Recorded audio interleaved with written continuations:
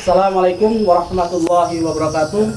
Perkenalkan, nama saya Rusminde, mahasiswa profesi guru dalam jabatan B2 Universitas Islam Al-Azhar Makassar, rombel 8 dengan nomor induk mahasiswa 21000124774. Hari ini saya akan melaksanakan uji kinerja praktik pembelajaran di sekolah tempat saya mengajar, yaitu SMA Negeri 1 Maginting, Kabupaten Bena Barat, di kelas 10 dengan materi Al-Kulliyat Al-Khams atau 5 prinsip dasar hukum Islam. Sekian dan terima kasih. Wassalamualaikum warahmatullahi wabarakatuh. Bismillahirrahmanirrahim. Assalamualaikum warahmatullahi wabarakatuh. Waalaikumsalam warahmatullahi wabarakatuh. Bagaimana kabarnya anak sekalian pada hari ini? Alhamdulillah, luar biasa, tetap semangat, Allahu Akbar. Seperti biasanya, sebelum kita masuk kepada proses pembelajaran, terlebih dahulu kita berdoa bersama, dan saya persilakan kepada ketua kelasnya untuk memimpin doa.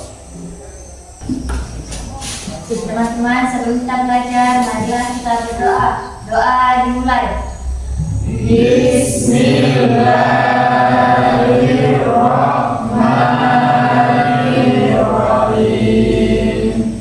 Rabbi zidni ilman warzuqni fahman. Amin. Sudah kita berdoa bersama.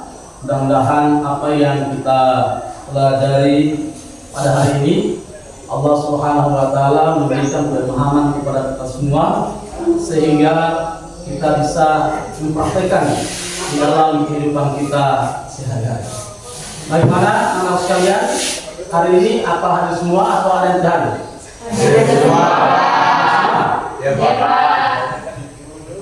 Jadi anak sekalian, perlu ketahui bahwa menuntut ilmu itu penting.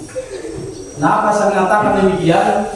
Karena dengan menuntut ilmu bisa kita mengetahui apa yang kita tidak ketahui. Dengan menuntut ilmu bisa kita meraih cita-cita kita yang kita inginkan. Dengan menuntut ilmu, apalagi ilmu agama. Ilmu agama ini bukan hanya sekedar berkaitan dengan dunia, tetapi dia berkaitan juga dengan akhirat. Makanya kita sangat pentingkan, sangat dianjurkan oleh Allah Subhanahu wa Ta'ala untuk menuntut ilmu, lebih-lebih ilmu yang berkaitan dengan akhirat, yaitu ilmu agama.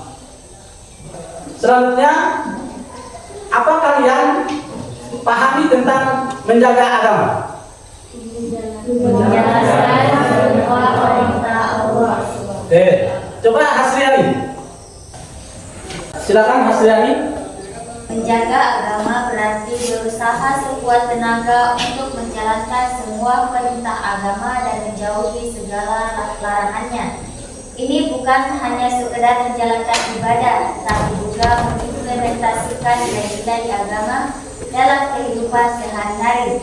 Menjaga agama juga berarti menjaga keimanan dan ketakwaan kita kepada Allah Subhanahu wa Ta'ala. Oke, bagus. Nah, yang lain? Oke, jadi apa?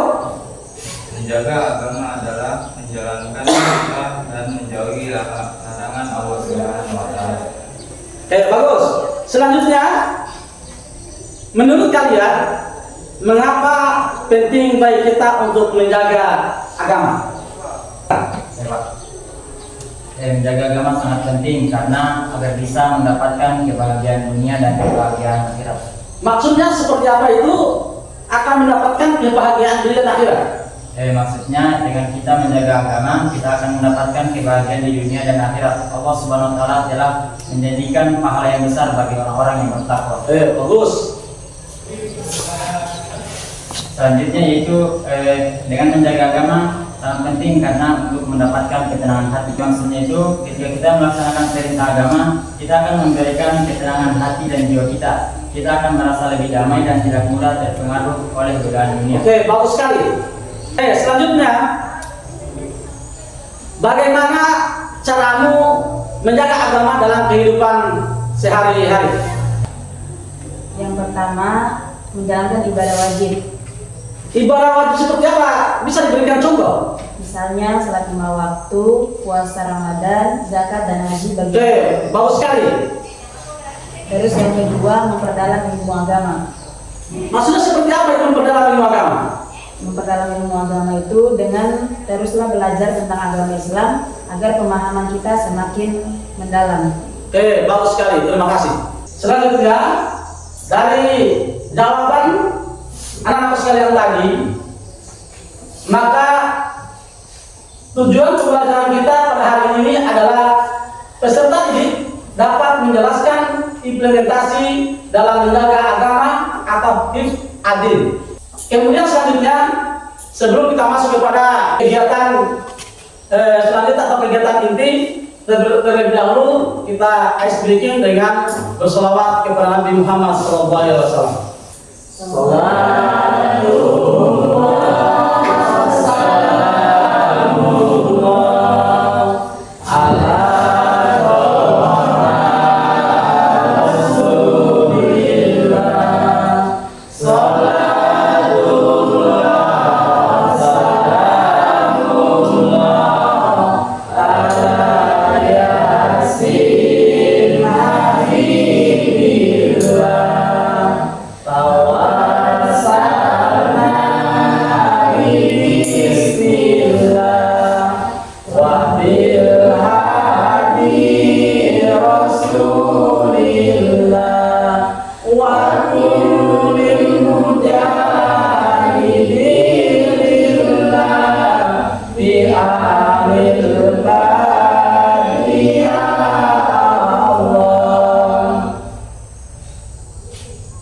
Selanjutnya anak sekalian, silakan perhatikan video berikut ini. Di video itu ada kisah yang berkaitan dengan materi kita, yaitu menjaga agama. Jadi diperhatikan ya. Assalamualaikum. Astagfirullah. Bangun. Udah sholat subuh belum?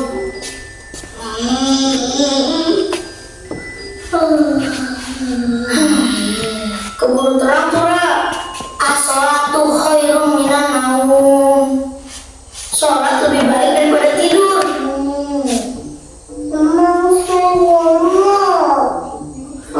Tidur kok. Gak bisa dibiarin nih.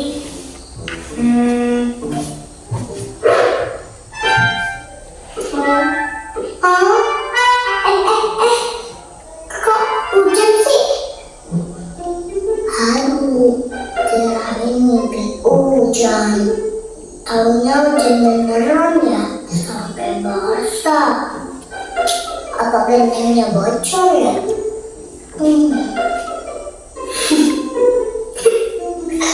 Alhamdulillah, anak-anak udah pada bangun. Kalian lagi pada ngapain sih? Rara, udah sholat subuh? Kenapa basah begitu mukanya? Nisa, ayo siap-siap sarapan. Iya, Ma. Kok Kansa di sini sih? Jadi Kansa siramin air ke kepala ya? Itu tadi hujan buatan, Ra. Biar kamu bangun sholat. Basah tahu. Udah. Ayo jangan bercanda.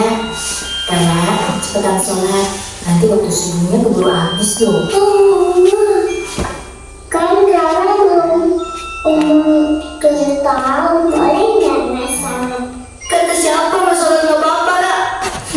Marah kamu, marah. Iya, Rara tahu kok. Kamu yang paling rajin sholat deh. Yeay, sholat itu bukan masalah rajin, Ra, tapi wajib. Kalau Rara dari kecil udah terbiasa sholat, insya Allah kalau nanti udah besar tidak akan meninggalkan sholat. Amalan yang pertama kali dihisab kan sholat wajib kan? Iya. Terus sholat sunnah juga bisa melengkapi sholat wajib kita yang kurang sempurna kan, Wan? Betul, Nusa. amalan sunnah bisa menyempurnakan amalan yang wajib. Sebentar lagi matahari terbit tuh. Rara jangan sampai meninggalkan sholat. Iya. Karena hukumnya. Iya, Rara mau sholat sekarang. Gitu dong. Cakep. Ma, kita berangkat dulu ya. Iya sayang. Assalamualaikum. Waalaikumsalam. Hati-hati ya. Ma, terima kasih ya udah bangunin Rara untuk sholat. Yang bangunin kan tadi Kak Musa. Tandanya Kak Musa sayang sama Rara. Pokoknya kalau Rara susah dibangunin buat sholat, siap-siap aku udah lagi ya. Iya, Rara sholat. Selanjutnya dari video tersebut, menurut pendapat kalian apa kaitannya dengan materi kita hari ini? Adiza, silakan. Jadi kaitannya video tadi dengan materi yang kita pelajari hari ini, yaitu betapa pentingnya menjaga agama, yaitu salah satunya dengan cara menjalankan salat lima waktu. Bagus sekali. Terima kasih atas jawabannya, bagus sekali. Selanjutnya kita adakan diskusi kelompok tentang materi kita pada hari ini, yaitu masalah menjaga agama atau ifadin.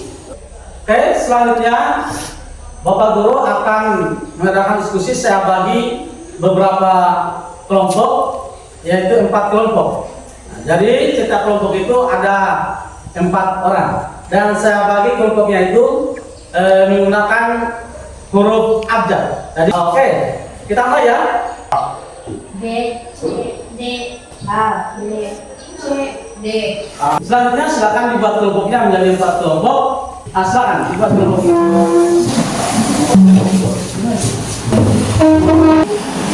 Jadi selanjutnya tugas kelompoknya itu adalah akan saya bagikan ke LKPD. Di LKPD ini, di lembar kerja peserta didik ini, ada soal di situ yang harus dikerjakan setiap kelompok. Bisa? Oke. Kita bagikan ya.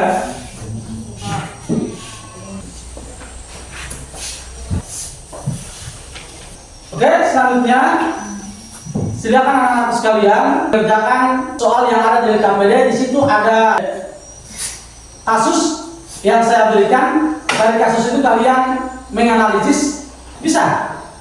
Oke, silakan dikerja. Ini yang Jadi nomor 1 ini maksudnya kalian baca dulu soalnya baik-baik, dipahami. Ada masalah yang dihadapi oleh Andi. Supaya bisa kalian menjawab itu, berarti kalian harus pahami betul apa itu, pahami tentang kasus itu. Tidak bisa menjawab kalau misalnya kalian tidak bisa pahami kasus tersebut. Bisa? Oke. Ada lagi yang belum mengerti? Ya Pak. Yang ini Pak, Maksudnya? Jadi dilihat pertanyaannya. Di sini pertanyaannya, apa yang menjadi kendala Andi dalam menjalankan agamanya? Bisa dijawab itu manakala kalian membaca dulu kasusnya, masalahnya. Andi itu apa masalahnya sehingga dia tidak bisa menjalankan agamanya? Bisa? bisa Pak. Ini Pak Guru, nilai-nilai agama apa yang tercantum dalam kebiasaan berdoa sebelum belajar? Ini bisa didapatkan manakala kalian dulu membaca situasi 4 ini. Dipahami juga yang ini supaya kalian bisa menjawab. Ada yang lain? Silakan terakhir. Apa masalahnya? Ini bisa didapatkan dari ada kasus di atasnya yang dibaca. Silakan diskusikan. Sudah selesai? Sedikit lagi. Oke. Bagaimana kelompok 4 sudah selesai? Sedikit Pak. Oke. Nomor 1? Oke.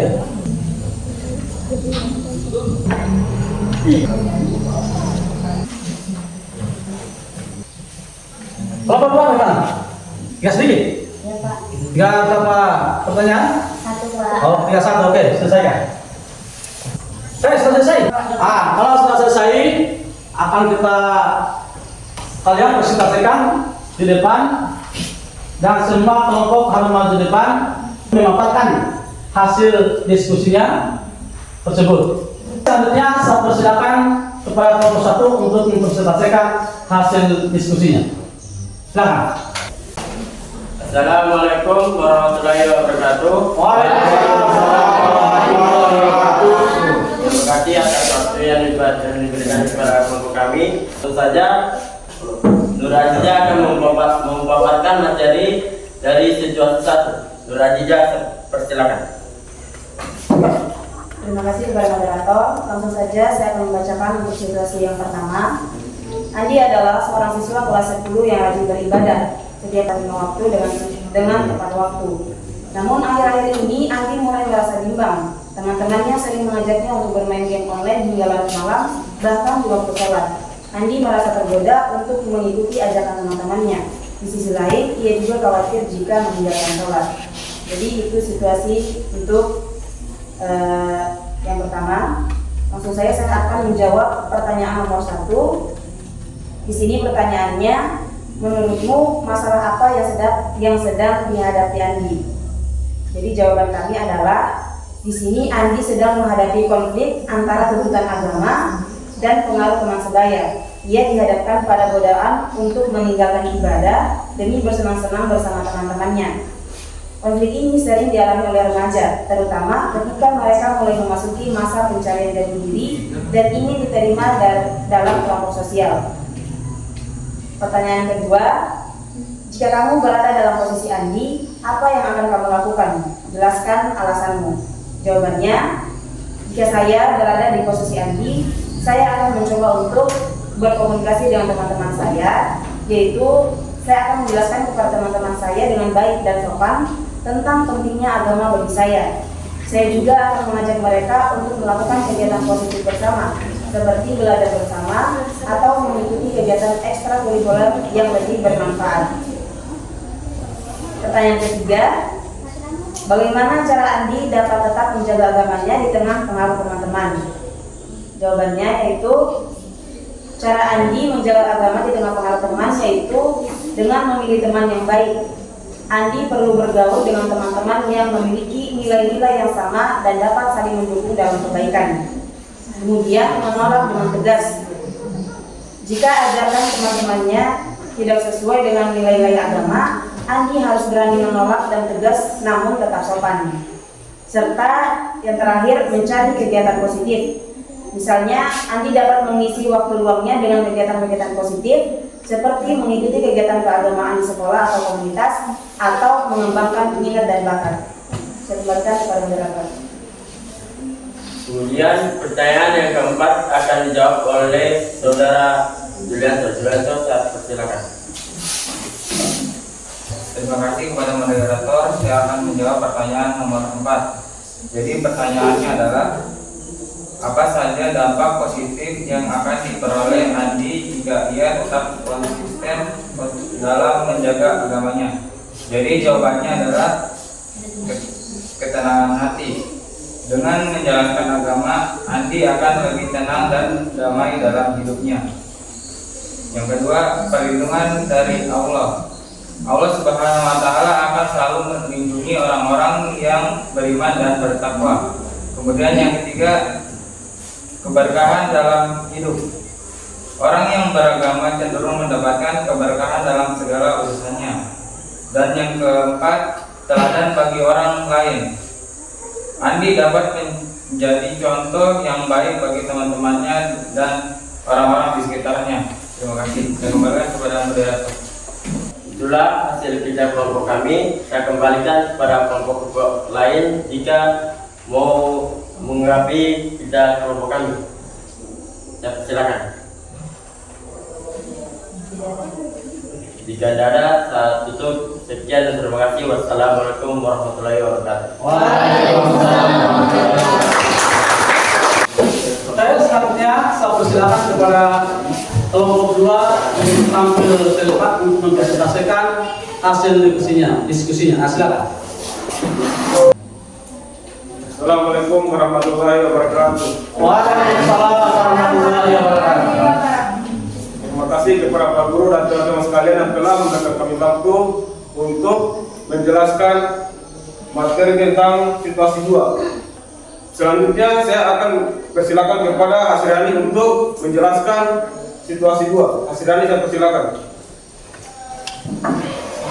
Terima kasih kepada moderator yang telah memberikan waktu kepercayaan kepada saya untuk membacakan situasi 2. Di mana situasi 2-nya, Andi adalah seorang ketua kelas yang sangat aktif dalam kegiatan sekolah. Namun, karena kesibukannya, ia seringkali melupakan kewajibannya sebagai seorang muslim, seperti sholat berjamaah di masjid. Teman-temannya sering mengingatkan Andi, namun ia selalu beralasan terlalu sibuk. Dari situasi tadi muncullah beberapa pertanyaan. Saya akan menjawab pertanyaan yang pertama, yaitu apa yang menjadi kendala Andi dalam menjalankan agamanya. Kendala utama yang dihadapi Andi adalah konflik antara tuntunan duniawi dan ukhrawi. Kesibukannya adalah dalam kegiatan sekolah, membuatnya sulit untuk meluangkan waktu untuk beribadah dengan khusyuk. Prioritas yang terbalik, yaitu lebih mementingkan kegiatan duniawi daripada ibadah, menjadi penghalang baginya untuk menjalankan agamanya dengan baik. Selain itu, kurangnya kesadaran akan pentingnya ibadah juga menjadi faktor yang mempengaruhi kondisi ini. Pertanyaan yang kedua, nilai-nilai agama apa yang kurang diperhatikan oleh Andi? Yang pertama yaitu keutamaan waktu sholat. Andi kurang menyadari bahwa waktu sholat adalah waktu yang sangat istimewa dan tidak boleh ditinggalkan begitu saja. Yang kedua, disiplin diri. Andi kurang disiplin dalam mengatur waktu sehingga sulit untuk menyeimbangkan antara kegiatan duniawi dan ibadah. Ketiga, tanggung jawab. Sebagai seorang ketua kelas, Andi seharusnya menjadi contoh yang baik bagi teman-temannya. Namun, seringnya melupakan ibadah, ia tidak memberikan contoh yang baik. Terima kasih, saya kembalikan kepada moderator. Itulah tadi jawaban dari nomor 1 dan nomor 2. Selanjutnya saya persilakan Bibi Nabil untuk menjawab pertanyaan nomor 3. Bibi Nabil, persilakan.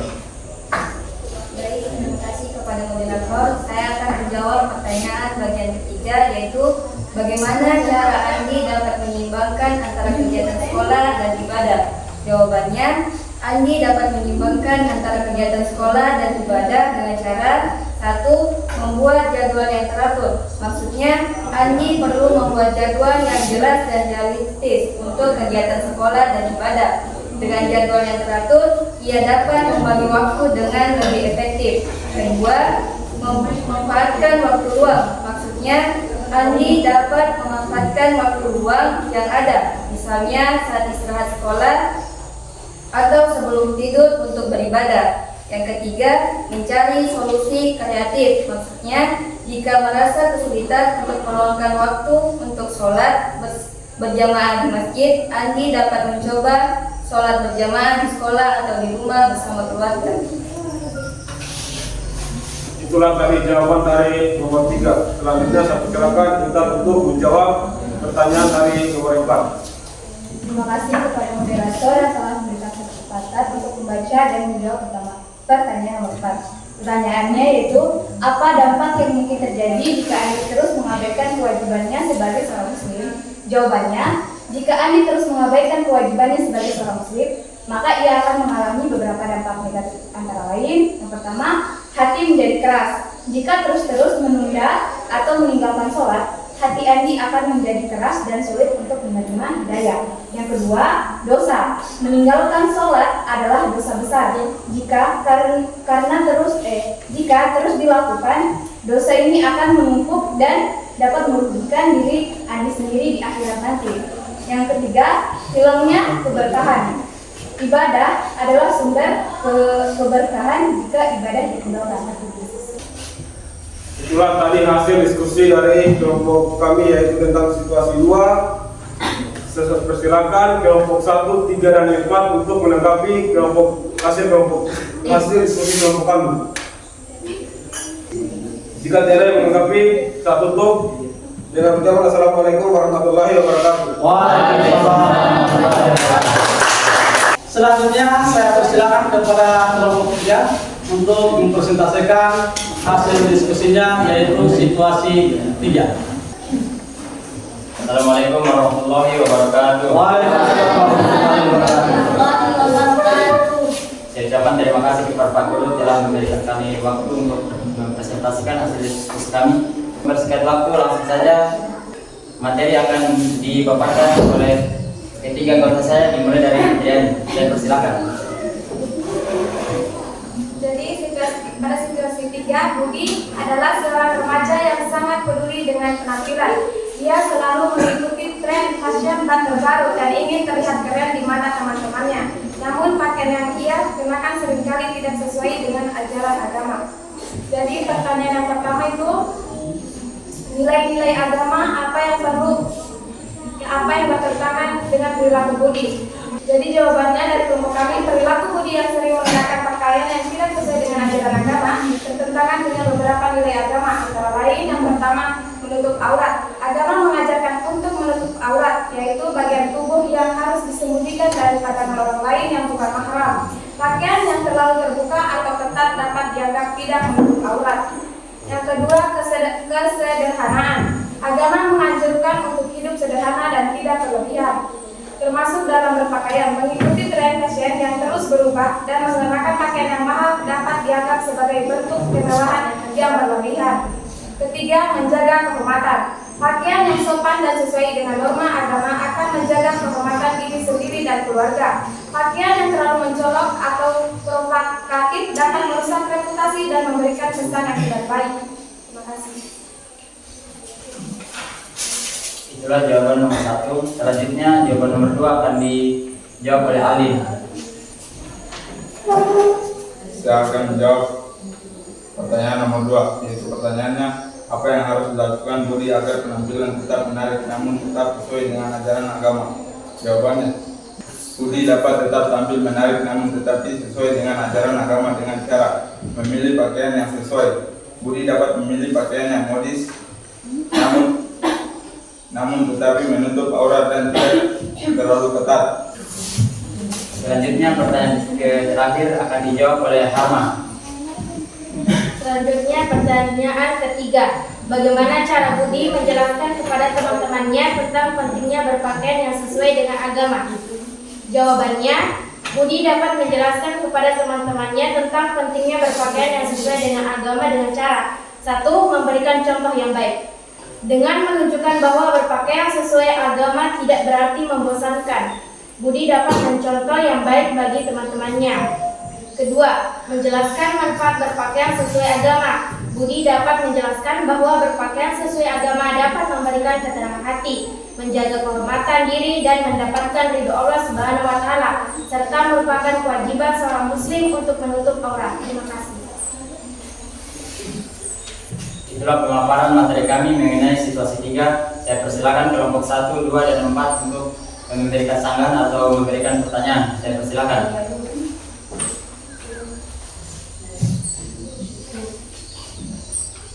Mungkin karena tidak ada yang memberikan sanggahan, saya tutup dengan ucapan wassalamualaikum warahmatullahi wabarakatuh. Waalaikumsalam warahmatullahi wabarakatuh.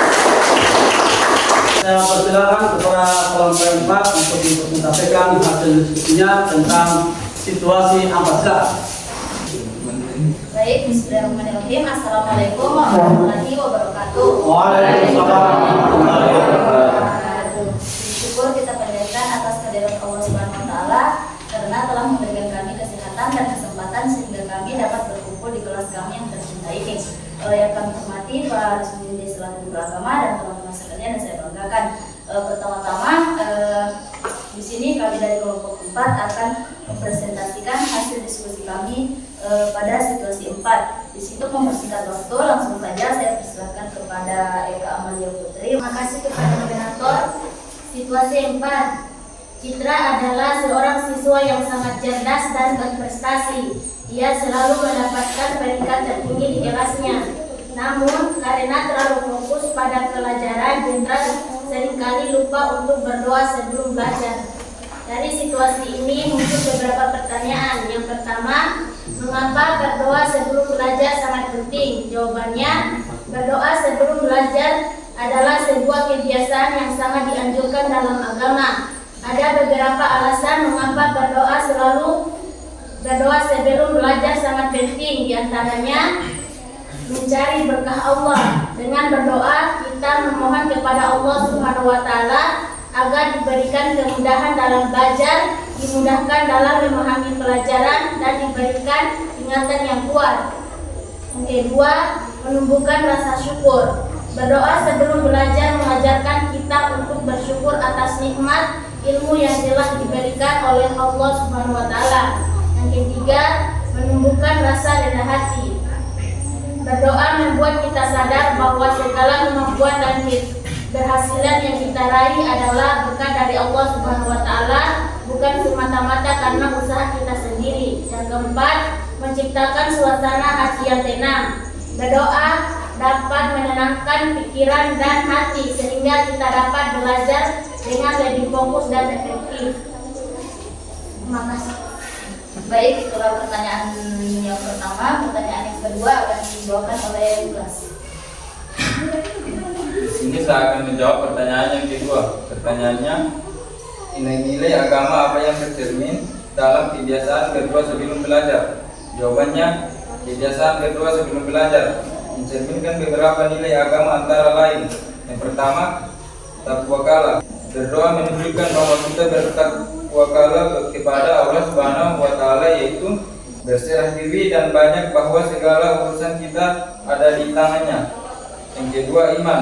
Berdoa menunjukkan bahwa kita memiliki iman yang kuat kepada Allah Subhanahu wa taala dan percaya bahwa Allah Subhanahu wa taala Maha mengetahui dan Maha memberi. Terima kasih, saya kembalikan kepada moderator. Baik, itulah pertanyaan yang kedua. Pertanyaan yang ketiga akan dibacakan oleh Ida.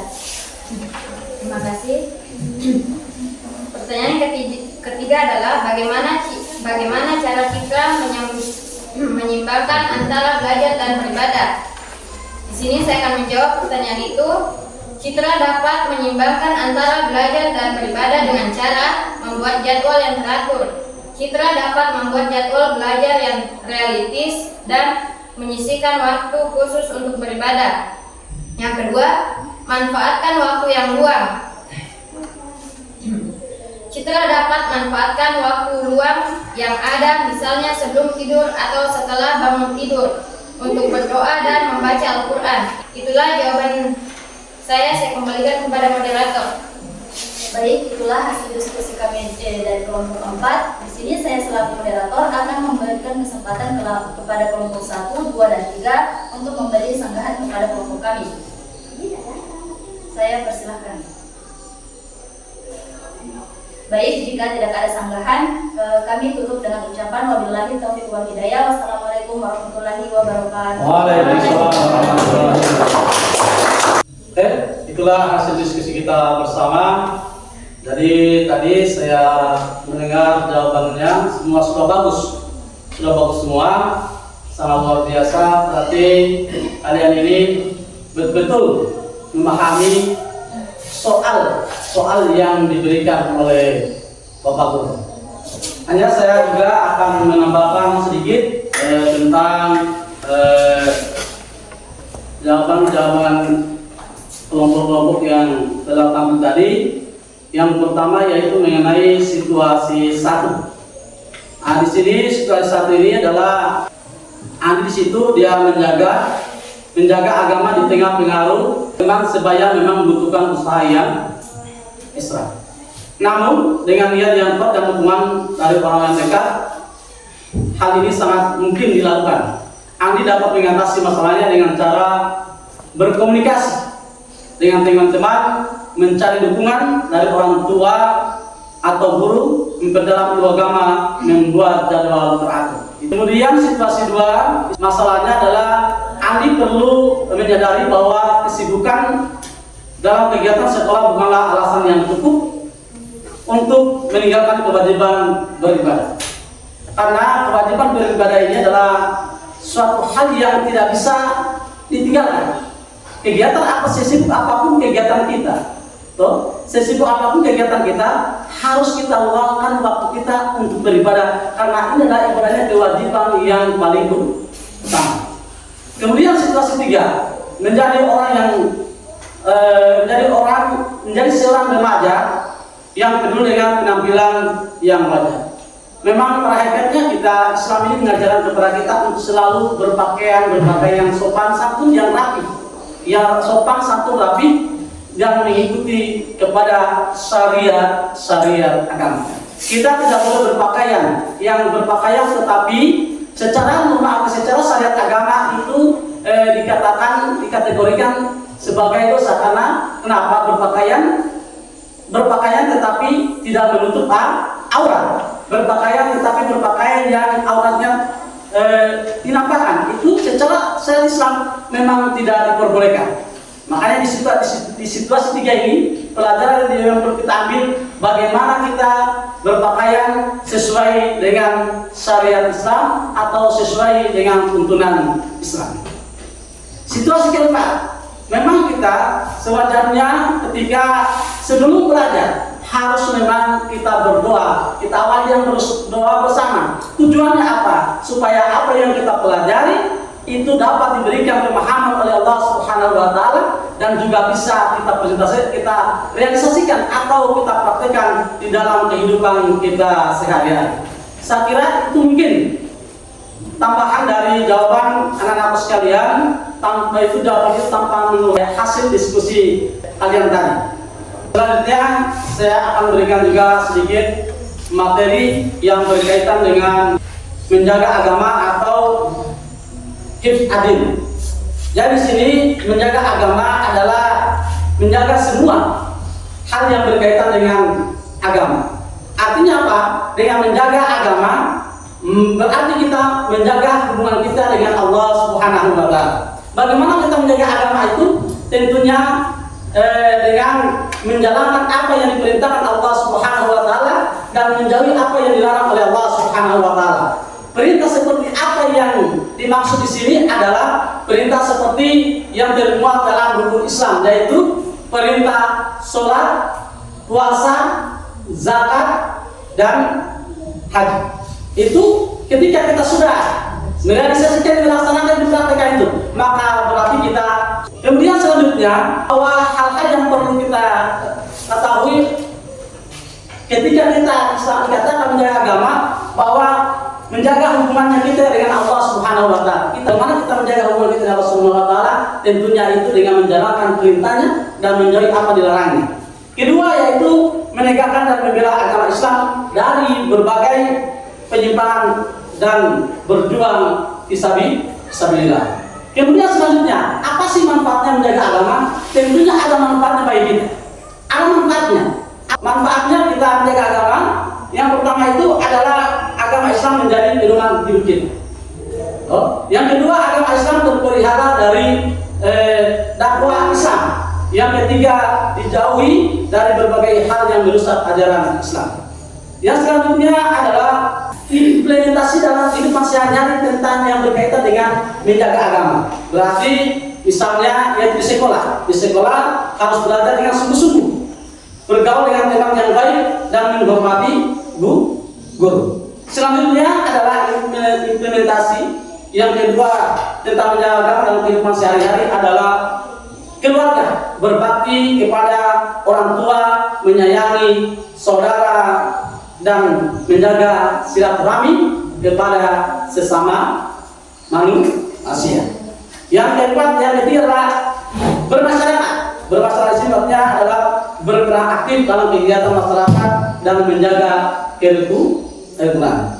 Saya kira itulah tambahan materi yang perlu saya sampaikan pada kesempatan hari ini. Mudah-mudahan apa yang saya sampaikan ini tanpa mengurangi apa yang disampaikan tadi, dan juga intinya juga di sini apa yang sampaikan ini harapan saya bisa kita praktekkan di dalam kehidupan kita sehari-hari supaya kita bisa dikategorikan orang-orang yang menjaga agama.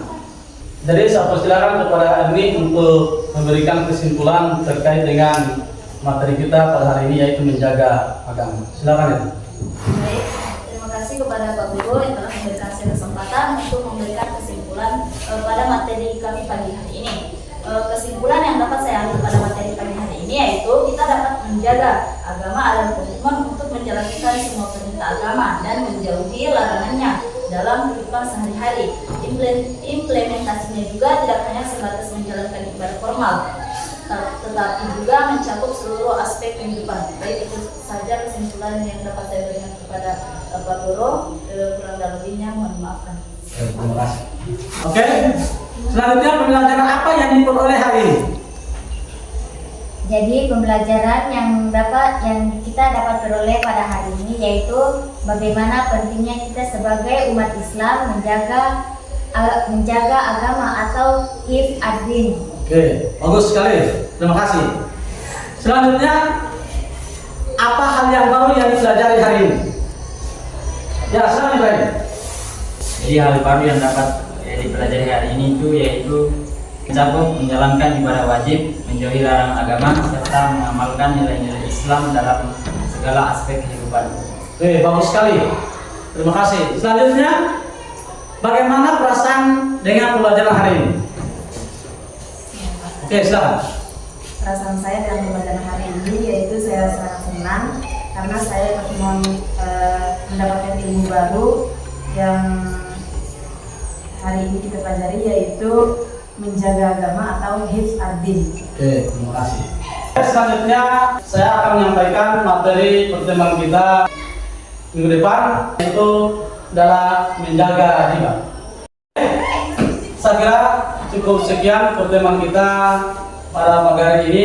Insya Allah nanti kita bertemu lagi pertemuan berikutnya minggu depan dengan materi menjaga riba. Dan saya persilakan kepada kepala kelas untuk menutup pertemuan kita pada hari ini dengan membaca doa. Baiklah teman-teman, sebelum kita menutup pembelajaran pada hari ini, marilah kita sama-sama mengucapkan Alhamdulillah. Alhamdulillah. Assalamualaikum warahmatullahi wabarakatuh. Waalaikumsalam warahmatullahi wabarakatuh.